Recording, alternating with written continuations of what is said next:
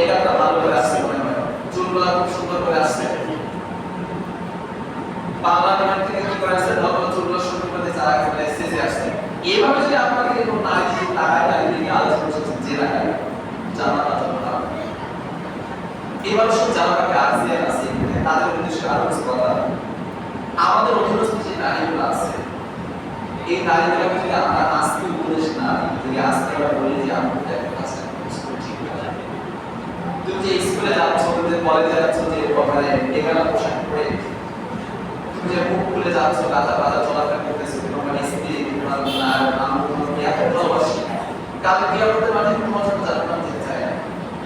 কেননা এই সমস্ত আমাদের মেয়ে, আমাদের মা, আমাদের বউ, আমাদের যে আপনি এরা ওদেরকে বলবে যে আমার সাথে নামাজ পড়ে, সে নামাজ পড়তে পছন্দ করে, কিন্তু আমি যদি বেকার চলতে আমাকে কখনো নিষেধ করবো না। আল্লাহ ওই স্বামীকে তো নিয়ে আসে তার মুখে করে লাভ করে যাবে, আল্লাহ ওই পিতাটাকে ধরে নিয়ে আসেন যে পিতা আমি বেকার অবস্থায় চলাফেরা করছিলাম, আল্লাহ আমাকে দেখছিল, আমার পিতা আমাকে প্যান্ট শার্ট দিয়ে দিয়েছিল।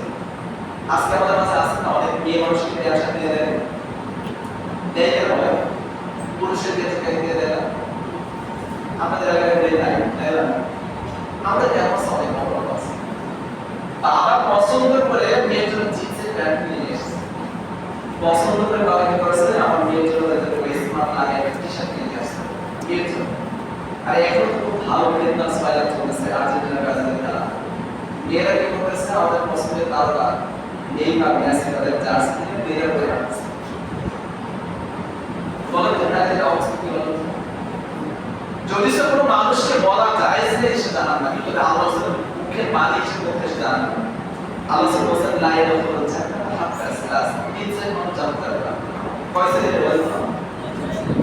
মানুষ জীবনে জানতে পারবে না, জান্নাতের সুঘ্রাণ পাবে না।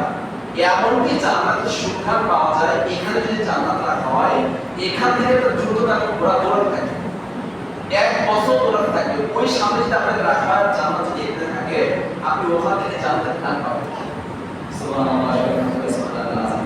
আর যে নারী পুরুষের স্যান্ডেল পরে, পুরুষের টি-শার্ট গায়ে দেয়, পুরুষের প্যান্ট পরে, পুরুষের প্যান্ট পরে, পুরুষের জামাতে পোশাক যে নারী পরে, আল্লাহ রাসূল বলেছেন যে জান্নাতে যাবে না, যাবে না, জান্নাতে গন্ধ পাবে না।